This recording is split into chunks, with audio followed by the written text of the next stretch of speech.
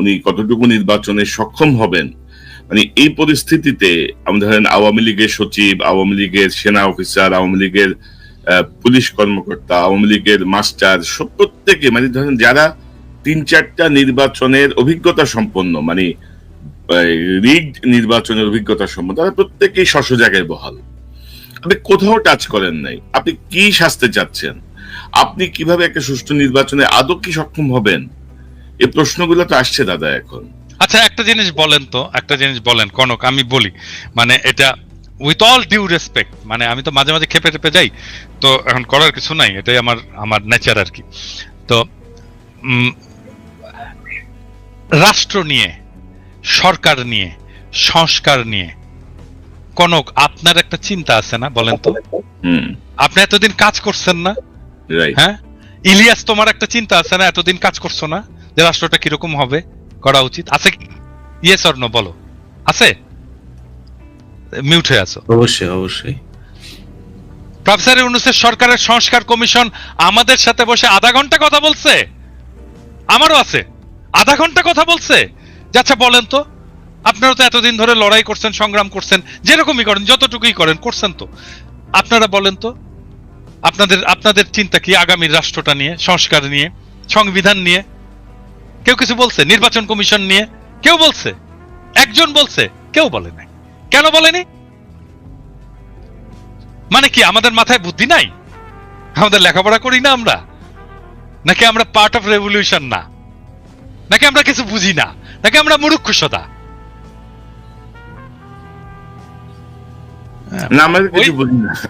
আমরা কিছু বুঝি না, মানে ওই যে একটা ইয়ে আছে না, মুখ খারাপ করতে হয় আর কি। সরি, মানে কনকের এখানে এসে মানে মুখ খারাপ করতে আমার খুব খারাপ লাগে, কিন্তু এটা দিস ইজ লাইফ। হ্যাঁ, দিস ইজ লাইফ। ওইটা ওই ছোটবেলায় আমাদের ইয়ে, আমাদের মেডিকেল কলেজে আমাদের ডোমদের ইয়ে ছিল, যারা লাশ কাটতো আর কি, লাশ কাটতে আমাদের হেল্প করতো। হ্যাঁ, ডেড বডি তারা প্রিজার্ভ করতো, পোস্টমর্টেমেও তারা হেল্প করতো, আর ডেড বডি কাটতো, খুব এক্সপার্ট, ভেরি এক্সপার্ট তারা। তো ওই রকম পচা টচা লাশটা আসতো সারাক্ষণ, এর গন্ধ টন্ধ তো বিভৎস গন্ধ।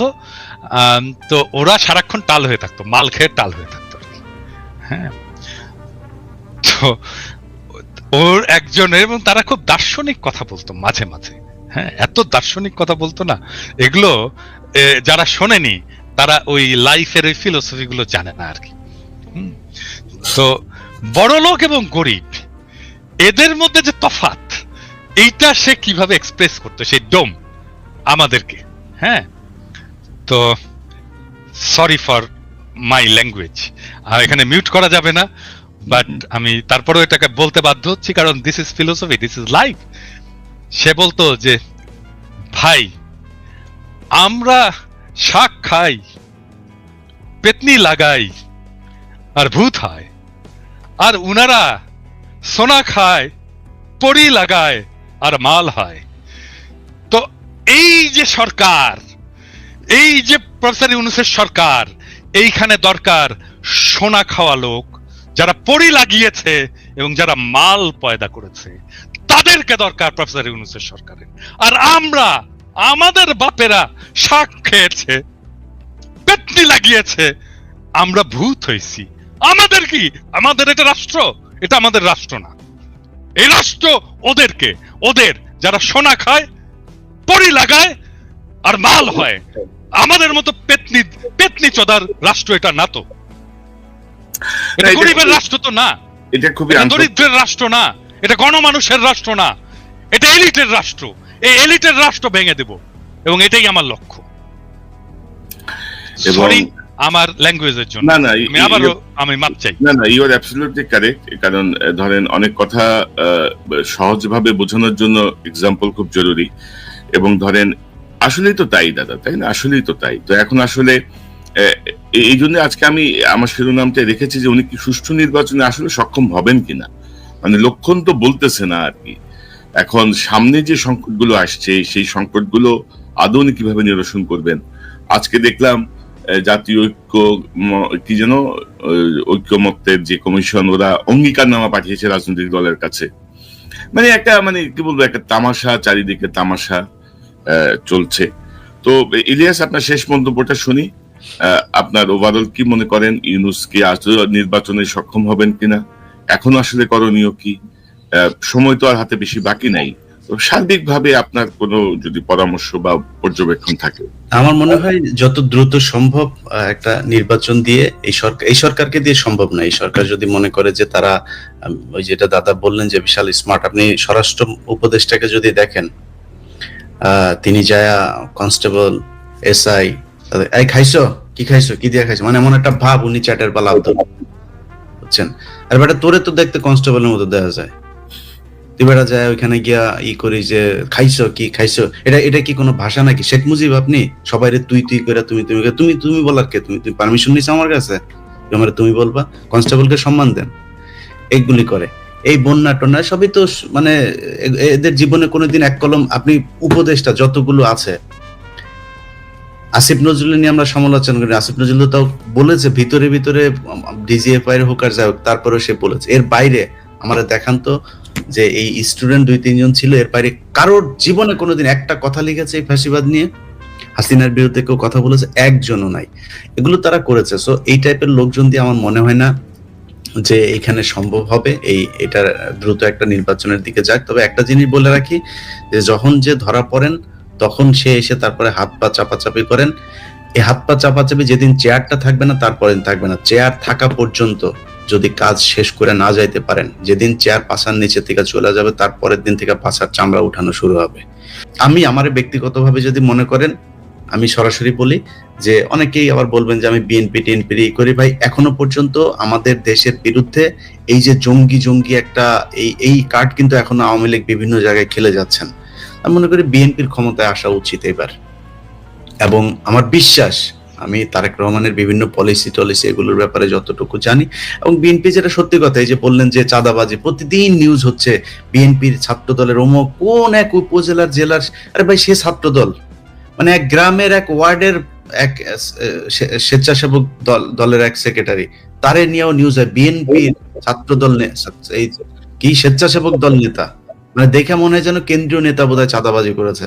আপনি আসিফ সহ এই যে এদেরকে যেইভাবে কালার করা হচ্ছে, যদি আপনি করতে যান কোন মন্ত্রণালয় সুষ্ঠুভাবে চলছে, একটা মন্ত্রণালয় দেখান, সবখানে তো দুর্নীতি হচ্ছে। কেন করা হচ্ছে? কারণ টার্গেট এনসিপি এবং বিএনপি, এই দুইটাকে যে কোনো ভাবে কালার করা হবে।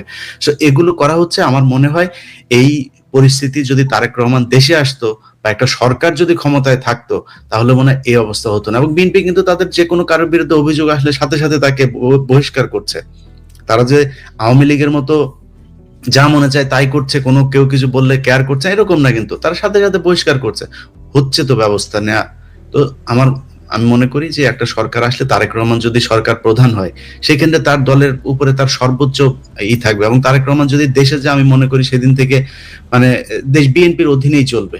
সো ওইটা আমার দ্রুত করা উচিত। আমি মনে করি এই সরকারকে কোনো সুযোগ দেওয়ার, আমি নির্বাচন পেছনে আমি এই সরকারকে মনে করি না যে তারা দেশ পিছায় দিয়ে, যদি সম্ভব হয় 1 বছরে সম্ভব হইতো, আরো 6 মাস সময় আছে, আপনি সরান। আপনি কেন এইসব পচা গন্ধ মাল নিয়ে তারপরে আপনি সরকার পরিচালনা করবেন? আপনি নতুন করে লোক, দেশে অনেক মানুষ আছে, বিজ্ঞ লোকজন আছে, অনেক দেশপ্রেমিক মানুষ আছে, যাদের শক্তি আছে, তারা করবে। না করে যদি এইভাবে করতে চায়, আমার মনে হয় এটাকে আমি আমার জায়গা থেকে কখনোই সাপোর্ট করি না, করব না। এইভাবে দেশ চলতে পারে। দাদা একটু আগে যে মুখ খারাপ করে কথাবার্তা বললেন না ভাই, শরীরের রক্ত গরম হয়ে যায় আসলে এদেরকে নিয়ে কথা বলে। এই জন্য এতগুলো মানুষ, ওগুলি তো চোখে ভাসে এখনো। আপনার মনে নাই কনক ভাই, আমরা ঘুমাই নাই রাত, সেই গভীর রাতে দুইজন দাঁড়িয়ে দাঁড়িয়ে কি হবে, কি হচ্ছে, কি, আরে ভাই মানুষগুলি মারা যাচ্ছে চোখের সামনে। যখন এই যে করলো, লাইট গুলো সব ইন্টারনেট বন্ধ করে যখন ছবিগুলো আসতে থাকলো, ভাই খুব খারাপ। এগুলো এখনো মানসিক ভাবে দেয়। আপনি এইরকম একটা দেশের রক্তের বিনিময়ে আসা স্বাধীনতাকে আপনি এইভাবে ধ্বংস করে দিবেন, এটা কোন ধরনের সুশীলতা রে ভাই? আপনি ক্ষমতায় এসে সাথে সাথে প্রথমে আপনি মতিউর রহমানরে নিয়ে আপনি ইন্টারভিউ দিলেন, এগুলো আমরা দেখেছি। সো দেখছি অনেক কিছু, এগুলো যখন কিছু করার ক্ষমতা থাকবে না আপনাদের, তখন কিন্তু হাতে পায়ে ধরে লাভ হবে না, তখন কিন্তু সব চিরে ন্যাংটা করা হবে। সময় থাকতে সাবধান হন, দেশটা সঠিক পথে নিয়ে যান। জি দাদা, আপনার সর্বশেষ পর্যবেক্ষণ, মতামত, পরামর্শ। না, আমি আমি আমি ইলিয়াসের মতের সাথে একমত যে আমাদের দ্রুত নির্বাচনের দিকে অগ্রসর হওয়া উচিত এবং নির্বাচন শেষ করে আমাদের স্ট্যাবিলিটি নিয়ে আসা উচিত দেশে। এটা এটা এটাই আমাদের প্রাইমারি লক্ষ্য হওয়া উচিত। অবশ্যই নির্বাচনটাকে আরো অনেক সময় আছে, কারণ আমি আর একটা কনসার্নের কথা বলেছি, সেটা হচ্ছে যে এখনো 63% মানুষ ঠিক করেনি কাকে ভোট দেবে। সো এই 63% মানুষের ঠিক করার উপরেই নির্ভর করবে আগামীর রাজনীতি কি হবে, আগামী রাজনীতি কি হিসেবে নির্বাচিত হবে।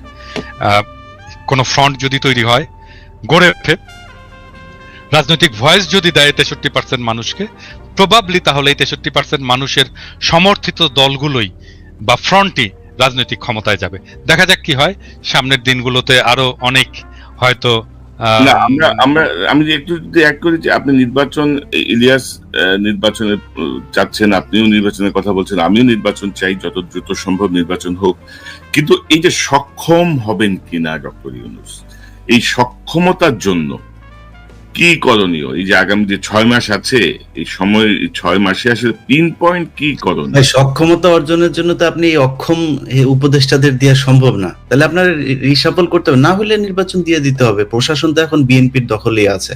সো আমার মনে হয় অসম্ভব কিছু না। কি হবে, হয় বিএনপি আসবে, নাহলে জামাত এনসিপি আসবে, সমস্যা কি? আদৌ বিএনপির দখলে না, আছে? প্রশাসন বিএনপির দখলে থাকলে তো সেটা নিরপেক্ষ নির্বাচন হলো না, না, সেটা biased নির্বাচন। ভাই বিএনপি, আমি তো সেটাই বললাম যে আপনাকে তো বিএনপির হাতেই দিতে হবে বা জামাতের হাতে দিতে হবে, কারণ বিএনপি যদি ক্ষমতায় আসলে আমি ওইটাই ওই কথাটা বোধহয় ওই সময় শেষ করে নিয়েছি। আমি চাই এবার আসুক জামাত ইসলাম, তাদের সাংগঠনিকভাবে আরো বেশি সমৃদ্ধ হোক, তাদের মানুষের কথা আরো বলুক, এবং আমার মনে হয় এই 5 বছরে বিএনপি যত ভুল করবে ততটা জামাতমুখী হবে মানুষ। তো 5 বছর পরে জামাত আসুক। এখন যেহেতু হাসিনা যাওয়ার পরই আমার ব্যক্তিগত মতামত যদি জিজ্ঞেস করেন, আমি মনে করি কোনো ইসলামী দলের এখন এই মুহূর্তে ক্ষমতায় আসা ঠিক না, যাদের নামের সাথে ইসলাম আছে। এবং আমি মনে করি ভাই, আমি অত বিশাল ইমান আমার শক্ত না, তো এই কারণে বললাম, এটা আবার নিয়ে অনেকে অনেক কথাবার্তা বলবেন, বাট বিএনপিরই আসা উচিত, তারেক রহমানকে এই সুযোগটুকু দেওয়া উচিত।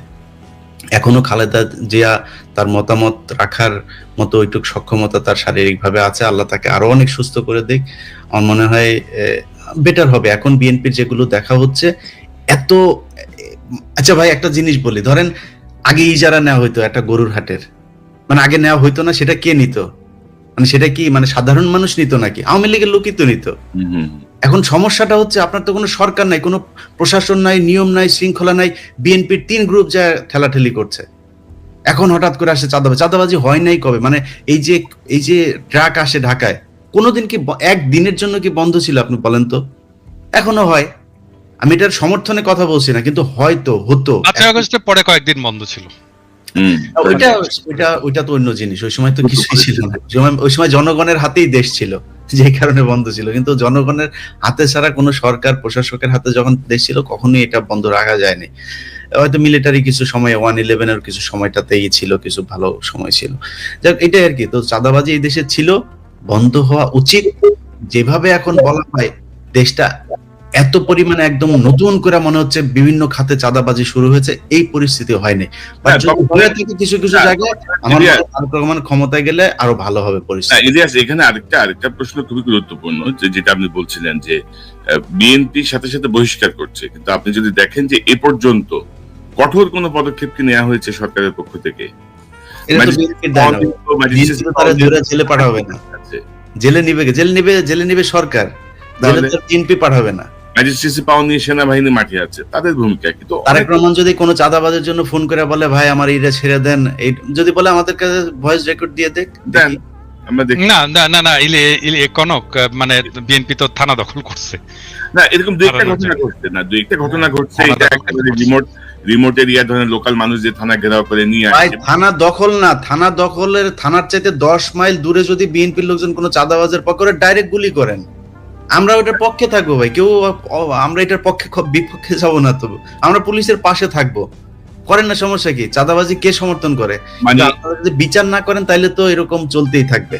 চাঁদাবাজি বা অরাজকতা নিয়ন্ত্রণে আমরা সরকারের কোনো কঠোর কোনো পদক্ষেপ দেখি নাই, সেনাবাহিনীর কোনো পদক্ষেপ দেখি নাই। তো সব মিলাই মনে হচ্ছে যেন মানে একটা সংঘবদ্ধ গ্রুপ পরিকল্পিতভাবে আরো খারাপের দিকে নিয়ে যাওয়ার একটা চেষ্টা করছে। আমরা পর্যবেক্ষণে রাখছি। জনাব পিনাকি ভট্টাচার্য, ইলিয়াস হোসেন, দুজনকে অসংখ্য ধন্যবাদ আলোচনায় যোগ দেওয়ার জন্য। অনেক বিষয় নিয়ে খোলাখুলি কথা বলবো। দাদা